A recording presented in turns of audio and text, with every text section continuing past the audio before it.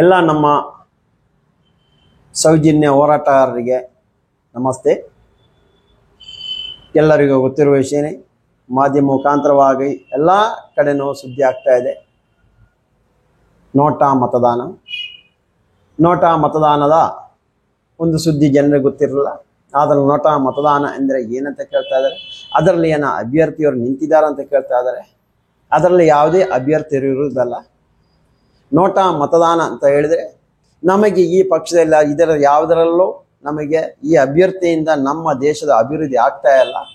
ನಮ್ಮ ಕಷ್ಟಕ್ಕೆ ನೋವು ಇವರು ಸ್ಪಂದನೆ ಮಾಡ್ತಾ ಇಲ್ಲ. ಅದಕ್ಕೋಸ್ಕರ 2013ರಲ್ಲಿ ಚುನಾವಣಾ ಆಯೋಗ ತಂದಿರುವ ಒಂದು ಬದಲಾವಣೆ ನೋಟಾ ಮತ ಹಾಕೋದು. ನೋಟಾ ಮತ ಹಾಕಲು ಆ ಒಂದು ತಿದ್ದುಪಡಿ ತರಲು ಕಾರಣ, ಹಲವು ಕಡೆ ಮತದಾನ ಬಹಿಷ್ಕಾರ ಆಗ್ತಾ ಇತ್ತು. ನಾವು ಮತ ಹಾಕಲ್ಲ, ನಮಗೆ ಬೇಕಂತೆಲ್ಲ ಇದು, ಇವರಿಂದ ಯಾವುದೇ ಕೆಲಸ ಆಗ್ತಾ ಇಲ್ಲ. ಜನರಿಗೆ ಆಶ್ವಾಸಗಳನ್ನು ಕೊಡುತ್ತಾ ಜನರ ಮಧ್ಯೆ ಜಗಳವನ್ನು ತಂದಿಡುವ ಕೆಲಸ, ಜಾತಿಗಳನ್ನು ಹೊಡೆಯುವ ಕೆಲಸ ನಡೀತಾ ಇದೆ. ಇದರಿಂದ ಇದು ಯಾವುದು ಬೇಡ ಅಂತ ಬೇಸತ್ತು ಕೂರುವವರಿಗೆ ಒಂದು ಅವಕಾಶ ಕೊಟ್ಟಿರೋದು. ಕಡ್ಡಾಯ ಮತದಾನ ಅಂತ ಹೇಳ್ತಾರೆ. ಕಡ್ಡಾಯ ಮತದಾನ ಆಗಬೇಕಾದ್ರೆ ಏನೋ ಒಂದು ಆಪ್ಷನಲ್ಲಿ ಇರಬೇಕು, ಅದೇ ನೋಟಾ ಮತದಾನ. ಅದನ್ನೇ ನಾವಿವಾಗ ಆಯ್ಕೆ ಮಾಡಿರೋದು. ಅದೇ ಆಯ್ಕೆ ಮಾಡಿರೋದು ಮಹೇಶಣ್ಣ ಒಬ್ಬರೇ ಅಲ್ಲ. ಏನು ಆ ಕಮಿಟಿ ಇತ್ತು, ಸೌಜನ್ಯ ಹೋರಾಟ ಒಂದು ಕಮಿಟಿಯಲ್ಲಿ ಒಂದಿಷ್ಟು ಜನ ಒಬ್ಬರು ನಿಲ್ಲಿಸೋಣ ಅಂತ ಹೇಳಿದ್ರು, ಒಂದಿಷ್ಟು ಜನ ಆ ಮತದಾನ ಬಹಿಷ್ಕಾರ ಮಾಡೋ ಅಂತಿದ್ರು, ಒಂದಿಷ್ಟು ಜನ ಎಲ್ಲ ನೋಟಾ ಮತದಾನ ಮಾಡೋಣ ಅಂತ ಇದ್ರು. ಈ ಸಂದರ್ಭದಲ್ಲಿ ಚುನಾವಣಾ ಆಯೋಗದವನಿಗೆ ಮಾತುಕತೆ ನಡೆಸಿ ಅವರಿಂದಲೂ ಒಂದು ಸಲಹೆ ತೆಗೆದು ನಾವೆಲ್ಲ ಒಂದು ಒಗ್ಗಟ್ಟಲ್ಲ ಒಂದು ತೀರ್ಮಾನ, ಸೌಜನ್ಯ ಹೋರಾಟಗಾರರೆಲ್ಲ ಒಗ್ಗಟ್ಟಲ್ಲಿ ಒಂದು ತೀರ್ಮಾನ ತಗೊಂಡಿರೋದು ನೋಟಾ ಮತದಾನ. ನಾವು ಇನ್ನು ಯಾವುದೇ ಒಂದು ಪಕ್ಷಕ್ಕೆ ಸಪೋರ್ಟ್ ಮಾಡಿದರೆ ನಾವು ಅವರಿಗೆ ಮಾಡಿದ್ವಿ ಅಂತ ಹೇಳ್ತೀವಿ, ಇಲ್ಲ ಇನ್ನೊಬ್ಬರಿಗೆ ಮಾಡಿದ್ವಿ ಅಂತ ಹೇಳ್ತೀವಿ. ಇಲ್ಲಿ ನಮಗೆ ನಮ್ಮ ಹೋರಾಟಕ್ಕೆ ಎಲ್ಲ ಪಕ್ಷದವರು ಸಹಕಾರ ಕೊಟ್ಟಿದ್ದಾರೆ, ಪ್ರತಿಯೊಬ್ಬರು ಇದ್ದಾರೆ. ಈ ಒಂದು ಕಾರಣದಿಂದ ನಮಗೆ ಯಾವುದೇ ಎರಡು ಪಕ್ಷದವರು ನಮಗೆ ಯಾವುದೇ ರೀತಿಯಲ್ಲೂ ಸೌಜನ್ಯ ಹೋರಾಟದಲ್ಲಿ ಸಹಕಾರ ನೀಡ್ತಾ ಇಲ್ಲ. ನಮಗೆ ಟೊಪ್ಪಿ ಹಾಕುವ ಕೆಲಸ ಅಲ್ಲದೆ ಬೇರೆ ಯಾವುದನ್ನು ನಡೆಸ್ತಾ ಇಲ್ಲ. ಈ ಒಂದು ಉದ್ದೇಶದಿಂದ ನಾವು ನೋಟಾ ಮತದಾನ ಅಂತ ಮುಂದೆ ಬಂದಿರೋದು. ಇದರ ಮಧ್ಯದಲ್ಲಿ ಮಹೇಶಣ್ಣ ವಿರುದ್ಧವಾಗಿ ಒಂದಿಷ್ಟು ಷಡ್ಯಂತ್ರ ಮಾಡ್ತಾ ಇದ್ದಾರೆ.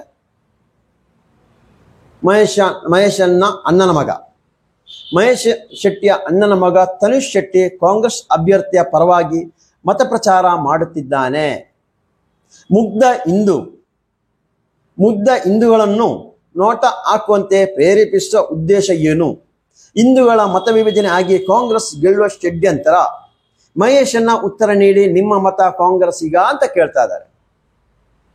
ಮಹೇಶಣ್ಣ ಯಾವುದೋ ಕಾಂಗ್ರೆಸ್ ಹಾಕಿ, ಬಿಜೆಪಿಗೆ ಹಾಕಿ, ದಳಕ್ಕೆ ಹಾಕಿ, ಇನ್ನೊಂದಕ್ಕೆ ಹಾಕಿ ಅಂತ ಹೇಳ್ತಾ ಇಲ್ಲ, ಯಾರಿಗೂ ಹೇಳ್ತಾ ಇಲ್ಲ.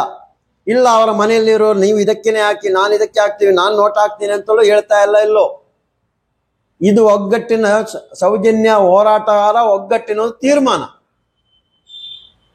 ನೀವೆಲ್ಲ ಮಾಡಿರುವಂತ ಕುತಂತ್ರದಿಂದಾಗಿ, ಜನರಿಗೆ ಮಾಡ್ತಂತ ಮೋಸದಿಂದಾಗಿ, ಇಂಡೈರೆಕ್ಟ್ ಆಗಿ ಚೂರಿ ಹಾಕುವ ಕೆಲಸ ಮಾಡುವುದರಿಂದಾಗಿ ಜನ ಬೇಸೆತ್ತು ಮಾಡಿರುವ ಕೆಲಸ ಅಂತ ಹೇಳ್ಬೋದು.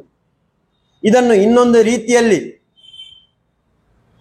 ಚೇಂಜ್ ಮಾಡೋ ಕೆಲಸ ನೀವು ಯಾರು ಮಾಡಬೇಡಿ. ನೀವು ಇವಾಗ ನೋವು ಆಗ್ತಾ ಇದ್ರೆ, ಮುಗ್ಧ ಹಿಂದೂ ಅಂತ ಹೇಳ್ತಾ ಇದ್ದೀರಲ್ಲ, ಆ ನೋವು ನಿಮಗೇನು ಆಗ್ತಾ ಇದ್ರೆ ನೀ ಹಿಂದೆ ಆಲೋಚನೆ ಮಾಡಬೇಕಿತ್ತು. ಮುಗ್ಧ ಹಿಂದೂ ಹೆಣ್ಣು ಮಗಳಲ್ಲಿ ಪ್ರಭಾವಿ ವ್ಯಕ್ತಿಗಳಿಂದ, ಪ್ರಭಾವಿ ಮಕ್ಕಳಿಂದ, ಪ್ರಭಾವಿ ವ್ಯಕ್ತಿಗಳ ಸಹಕಾರ ನೀಡಿ ಮುಗ್ಧ ಹಿಂದೂ ಹೆಣ್ಣು ಮಗಳನ್ನು ಅತ್ಯಾಚಾರ ಮಾಡಿ, ಕೊಲೆ ಮಾಡಿ, ವೇಸ್ಟ್ ಬಿಸಾಕುವ ರೀತಿಯಲ್ಲಿ ಬಿಸಾಕಿರೋದು. ಯಾವ ನಿಮಗೆ ಮುಗ್ಧ ಹಿಂದೂ ಅಂತ ಗೊತ್ತಾಗಿರಲ್ವಾ? ನಿಮಗೆ ಮುಗ್ಧ ಹಿಂದೂ ಅಂತ ಗೊತ್ತಾಗ್ತಾ ಇರೋದಾ? ಮುಗ್ಧ ಹಿಂದೂ ಹೆಣ್ಣು ಮಕ್ಕಳ ಎಷ್ಟು ಜನ ಕೊಲೆ ಆಗಿದೆ ಅಂತ ನಿಮಗೇನೋ ಗೊತ್ತಾ? ಇದನ್ನ ಹೇಳ್ತಾ ಇಲ್ವಾ ನಾವೆಲ್ಲ? ಇವಾಗ ಕೇಳಿಸ್ತಾ ಇಲ್ವಾ? ಇವಾಗ ಕಾಂಗ್ರೆಸ್ ಅಂತ ಕೇಳ್ತಾ ಇದ್ದೀರಾ, ಇಲ್ಲ ಬಿಜೆಪಿ ಅಂತ ಕೇಳ್ತಾ ಇದ್ದೀರಾ? ನೀವು ಈ ತರ ಕೆಲಸ, ಕಂತ್ರಿ ಕೆಲಸವನ್ನು ಇನ್ನು ಮಾಡ್ಕೊಂಡು ಬರಬೇಡಿ. ನೀವು ಮತದಾನ ಸಂದರ್ಭದಲ್ಲಿ ಬರಬೇಡಿ. ಮತ್ತೆ ಇಂಥನ್ನು ಬರೀ ಹಾಕುವವರಿಗೆ ನಾನೊಂದು ಕೇಳ್ತಾ ಇದ್ದೀನಿ, ನಿಮ್ಮ ಮನೆಯಲ್ಲಿ ಹೆಣ್ಣು ಮಕ್ಕಳು ಇದ್ದಾರಾ? ಮೊದಲು ಅವರ ರಕ್ಷಣೆ ಮಾಡಿ.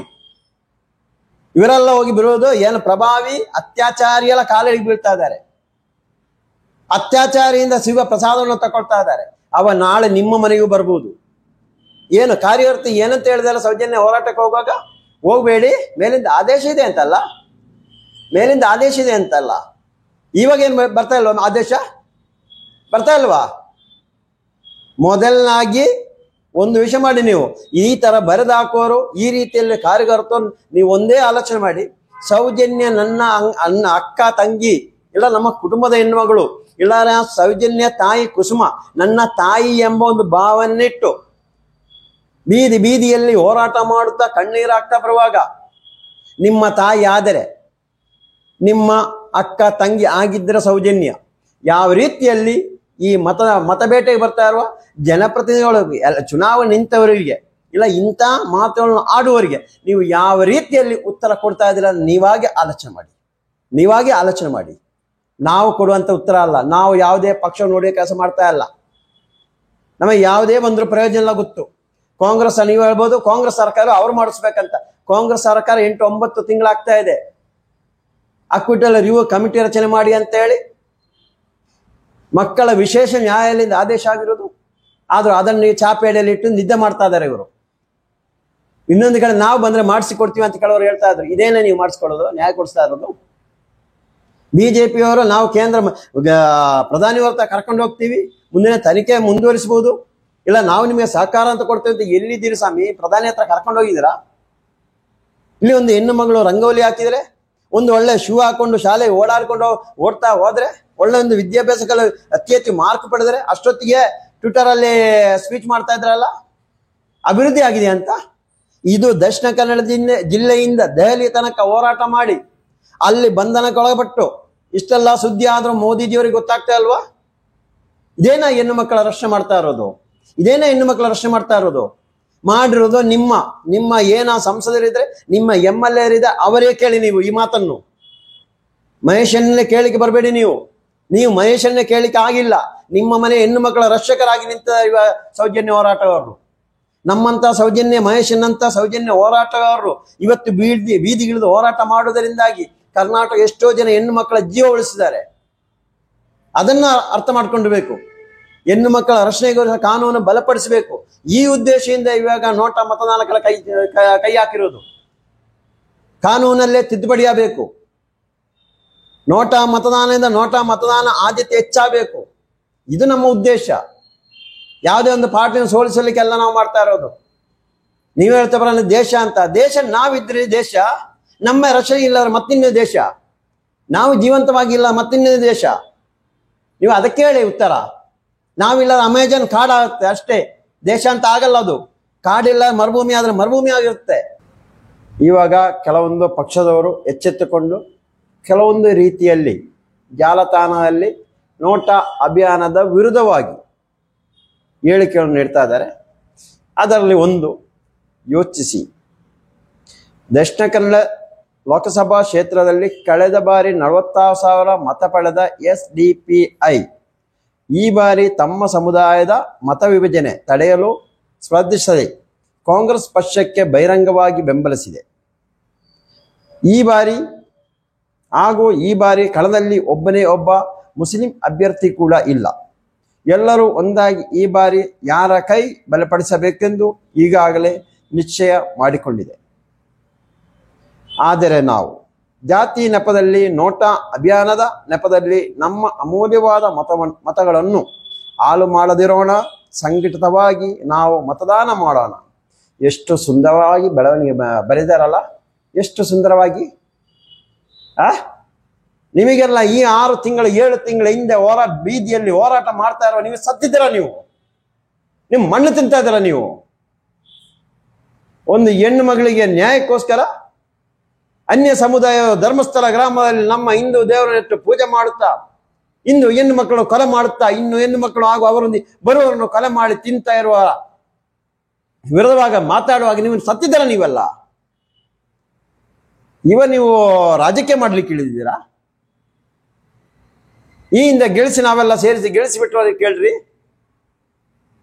ನೋವಾಗ್ತಾ ಇದೆ ಅಲ್ಲ ನೋಟ ಮತದಾನ ಅಂತ ಹೇಳುವಾಗ ಅವರಿಗೆ ಕೇಳಿ, ಯಾಕೋಸ್ಕರ ನೋಟ ಮತದಾನ ಮಾಡ್ತಾ ಇರೋದಂತ ನಿಮಗೆ ಗೊತ್ತಿರೋಲ್ಲ. ನಿಮಗೆ ಮೇಲಿಂದ ಆದೇಶ ಇದೆ, ಹೋರಾಟಕ್ಕೆ ಹೋಗಬಾರದು, ನಾವೆಲ್ಲ ಸಂಘಟಿತ ಆಗಿರೋಣ ಅಂತ ಹೇಳುವ ಗೊತ್ತಾಗಿರೋ ನಿಮಗೆಲ್ಲ. ಈ ಪರಿಸ್ಥಿತಿ ನಾಳೆ ಬರ್ಬೋದಂತ ಇವಾಗ ಬುಡಕ್ಕೆ ಬರುವಾಗ ಎದ್ದೇಳ್ತಾ ಇದ್ದೀರಾ. ನಾವು ಒಂದು ಮಾತ್ರ ನಿಮಗೆ ಹೇಳ್ತೇವೆ, ನಾವು ಕಾಂಗ್ರೆಸ್ ಮತ ಕೇಳ್ತಾ ಇಲ್ಲ, ಬಿಜೆಪಿ ಮತ ಕೇಳ್ತಾ ಇಲ್ಲ, ಇಲ್ಲ ಇನ್ನೊಂದು ಪಕ್ಷದ ಮತ ಕೇಳ್ತಾ ಇಲ್ಲ. ನೊಂದವರು, ಈ ಸೌಜನ್ಯ ಹೆಣ್ಣು ಮಗಳಿಗೆ ನ್ಯಾಯ ಕೊಡಿಸುವ ಏನಾದ್ರೂ ಒಂದಿಷ್ಟು ಮನೋಭಾವನೆ ಇರುವವರು, ಧರ್ಮಸ್ಥಳ ಗ್ರಾಮದಲ್ಲಿ ಆಗಿರುವಂತಹ ಕೊಲೆ ಅತ್ಯಾಚಾರ ತನಿಖೆ ಮಾಡಿಸ್ಬೇಕು ಚಿಂತೆ ಇರುವವರು ನೋಟ ಮತದಾನ ಮಾಡಿ ಅಂತ ಕೇಳ್ತಾ ಇರೋದು. ಇವ ಎಚ್ಚರಿಕೊಂಡು ಒಂದೊಂದು ರೀತಿ ಡೈಲಾಗು, ಒಂದು ಮಹೇಶನ್ನ ಅಣ್ಣನ ಮಗ ಈ ತರ ಹೋಗ್ತಾನೆ, ಕಾಂಗ್ರೆಸ್ ಒಟ್ಟಿಗೆ ಹಿಂದೂ ಮತದಾರರ ನೋಟು ವಿಭಜನೆ ಮಾಡ್ತಾ ಇದೆ ಅಂತ. ಹಿಂದೂ ಹೆಣ್ಮಗಳು ಸಾಯುವಾಗ ಅಲ್ಲಿ ಸಾಯಿಸ್ತವಲ್ಲ, ನಿಮಗೇನು ಕಣ್ಣಿಗೆ ಕಾಣಿಸ್ತಾ ಇಲ್ಲಲ್ಲ.